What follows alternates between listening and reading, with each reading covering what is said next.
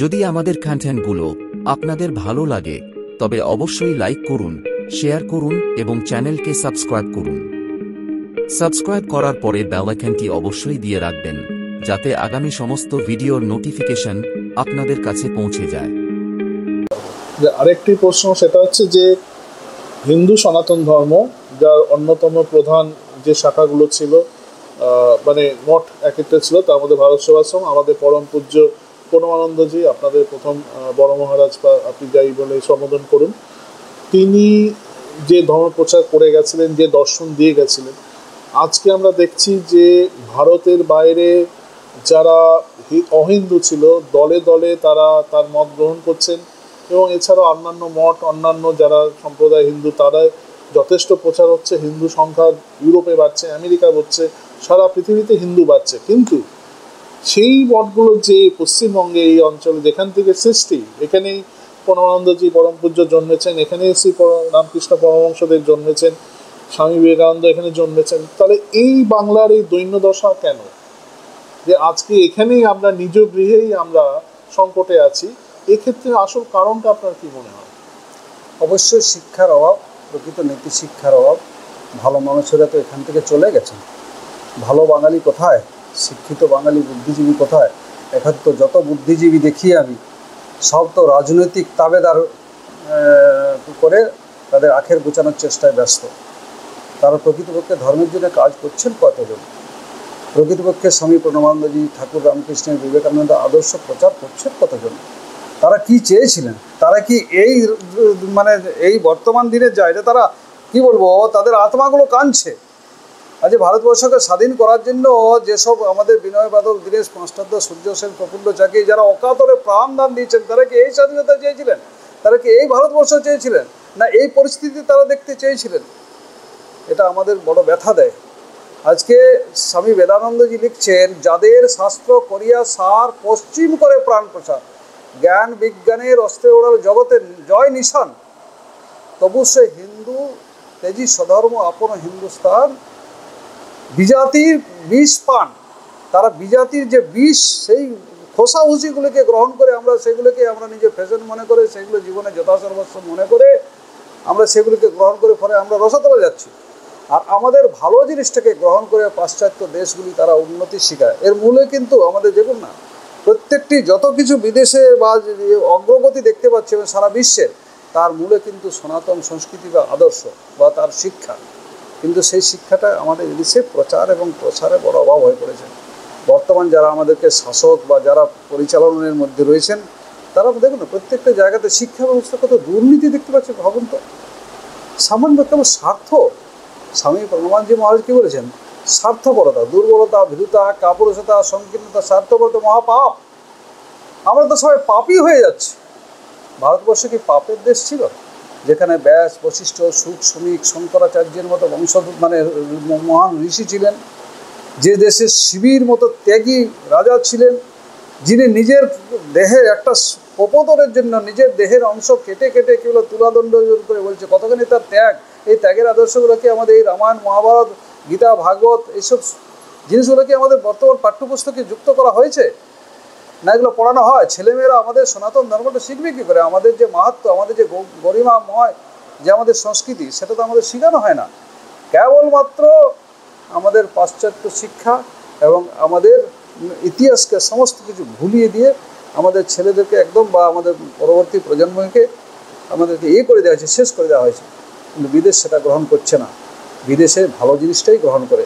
তার জন্য আমাদের দেখুন না, আমাদের আজকে আমেরিকাতে বলুন, লন্ডনে বলুন, আপনার বিভিন্ন দেশে বলুন, অস্ট্রেলিয়া বলুন, আমাদেরই তো সন্ন্যাসীরা গিয়ে সেখানে প্রচার করছেন এবং সেই ভালো জিনিসটা তারা গ্রহণ করছেন। সেই দেশে আমাদের যে ইস্কনের দেখুন না, ইস্কনের প্রতিষ্ঠাতাকে শিল প্রভুপাদ, তিনি তো হরিনাম চৈতন্য মহাপ্রভুর আদর্শ, আমাদের গীতা ভাগবতের আদর্শ নিয়ে সেখানে তারা কত ভালোভাবে গ্রহণ করে আজকে আমরা গর্ব করে বলছি সেখানে আমাদের সনাতন ধর্মের প্রচার হচ্ছে।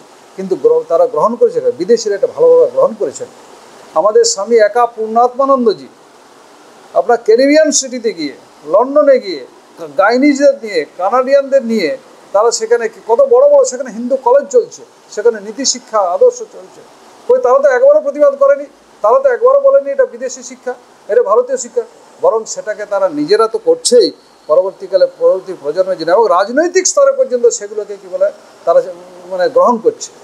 আর আমরা এখানে যদি বা কিছু ভারতীয় শিক্ষা সঙ্গে সঙ্গে আমাদের রাজনৈতিক নেতারা রে রে করে উঠবে যেন আমরা ধর্মটাকে শেষ করেছি। আমাদের এই জায়গাটা সবচেয়ে গল্টি। এর থেকে আমাদের বেরিয়ে আসতে গেলে আমাদের প্রয়োজন মানে দল মত নির্বিশেষে আমরা সনাতন ধর্মকে সবাই এগিয়ে যাবে। এটা তো শুধুমাত্র আমাদের সনাতন হিন্দুদের নয়, এটা ইউনিভার্সাল। এই ধর্মটাকে যিনি গ্রহণ করবেন, এটাতে যে কোনো হিন্দু, মুসলমান, খ্রিস্টান, শিখ, ইসাই, বৌদ্ধ যত কিছু ধর্ম, আরে বাবা 2 2 4 এটা তো সবাই, এটাই তো ঠিক, তাই না? একম, যে পূর্বে যেটা বললাম, একম সদ্বিপ্রা বহুধা বদন্তি সোম অয়মাত্মা ব্রহ্ম। এটা দেখুন না, বিভিন্ন ভাষাতে হয়তো ইংরেজি ভাষাতে, ল্যাটিন ভাষাতে আলাদা, কিন্তু মূল থিওরিটি তো এক। তো সুতরাং আজকে শুনে ভালো লাগছে যে সৌদি আরবও আমাদের রামায়ণ মহাভারত পাঠ করাচ্ছে, কেন তারা বুঝেছে। আজকে বিভিন্ন পাশ্চাত্য দেশে যেখানে ইসলামের শুরু, সেখানে আমাদের বিশাল স্বামীনারায়ণ মন্দির তৈরি হচ্ছে। ইন্দোনেশিয়া, ঠিক ইন্দোনেশিয়া, সেটা তো অ্যাকচুয়ালি এগুলো তো হিন্দু দেশই ছিল, যদিও কালের গতিতে সেগুলো মানে মুসলমান ধর্ম বা বিভিন্ন গ্রহণ করেছে, কিন্তু সেখানে পুরো হিন্দু সংস্কৃতি চলছে। আর ভারতবর্ষটা আমি বুঝি না, ভারতবর্ষ যেখানে হচ্ছে আমাদের এত এত মহাপুরুষ জন্ম হয়েছে, এত অবতার জন্ম হয়েছে, আমাদের জানি না আমাদের কী কারণে আমাদের এই হিন্দুরা বা আমাদের সনাতনীরা এত পিছিয়ে যাচ্ছে। তো আমাদের নিরাশা নয়, আমাদের চেষ্টা চলছে। আমরা বিভিন্ন জায়গা থেকে আমরা নীতিশিক্ষার ক্লাস করছি, বিভিন্ন জায়গাতে আমরা সাধু সম্মেলন করছি, যজ্ঞ করছি। এটা ভারত সেবাশ্রম সংঘের পক্ষ থেকে এটা বিশালভাবে উদ্যোগ নেওয়া হয়েছে, চলছে, সময় লাগবে। এবং এরপরে যে শেষ প্রশ্নে আসবো সেটা হচ্ছে, যেটুকু জানি যে হিন্দু সংগঠন ভারতবর্ষে প্রথম অখিল ভারত হিন্দু মহাসভা 1882, কিন্তু সেই হিন্দু মহাসভা কিন্তু পরম পূজ্য স্বামী প্রণবানন্দজি তার আদর্শ, এবং তিনি প্রথম হিন্দু মিলন মেলা করে দেখিয়ে দিয়েছিলেন কি করে সব হিন্দুকে এক জায়গায় করতে হয়। সেই আদর্শ, কারণ উনি প্রথম হিন্দু রাষ্ট্র স্বপ্ন দেখেছিলেন, এবং সেই আদর্শই কিন্তু পরবর্তীকালে হিন্দু মহাসভা এবং তারপরে যারা যারা এসছেন। তা আপনার মতে কি, আপনিও কি সেই হিন্দু রাষ্ট্র স্বপ্ন দেখেন? যদি দেখেন তাহলে সেই পথটা কি পথ হতে পারে আপনার মতে? শুধু হিন্দু রাষ্ট্র নয়, কিন্নন্ত বিশ্ব আর্যম, সমস্ত বিশ্বই তো হিন্দু। হিন্দু বলে তো একটা বিশেষ কোনো একটা ধর্ম বা সম্প্রদায় নয়। হিন্দু মানে হচ্ছে হীনম বিষয়াদি শুনলে, যেখানে কোনো হীন কাজ করবে না, নিচুতা থাকবে না, ন্যায় নীতি আদর্শের উপরে প্রতিষ্ঠিত, সেটাই তো হিন্দু ধর্ম, সেটাই তো আসল সনাতন ধর্ম। তো সুতরাং এটাই তো হওয়া উচিত এবং হবেও এটা।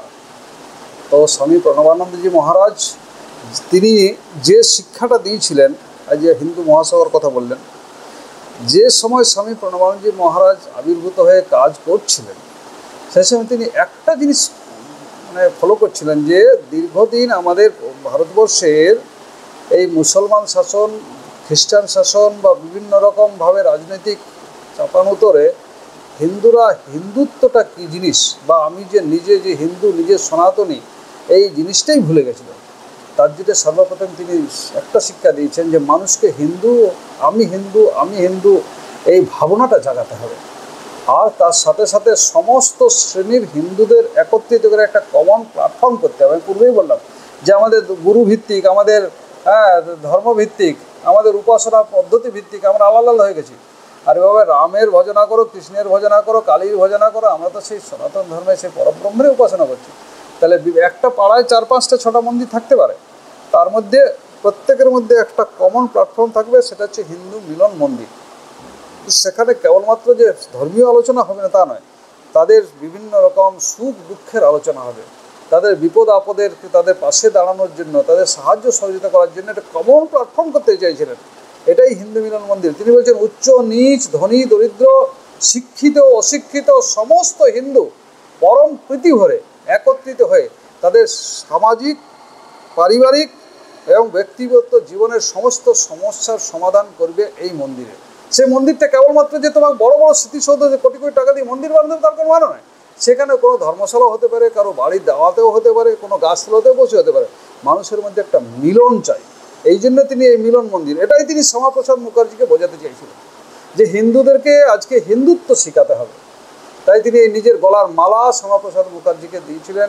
মহাষ্টমীর পুণ্যতিথিতে কাশীধামের মতো জায়গাতে পাক্কা 4 ঘন্টা তিনি রুদ্ধদ্বারে শ্যামাপ্রসাদজিকে আশীর্বাদ দিয়েছেন এবং তার মনের কথাগুলো বলেছিলেন এবং বলে গেলেন, আমি হিন্দু সমাজের অভিভাবক হিসেবে তোমাকে দেখতে চাই, আশীর্বাদ করে গেলেন।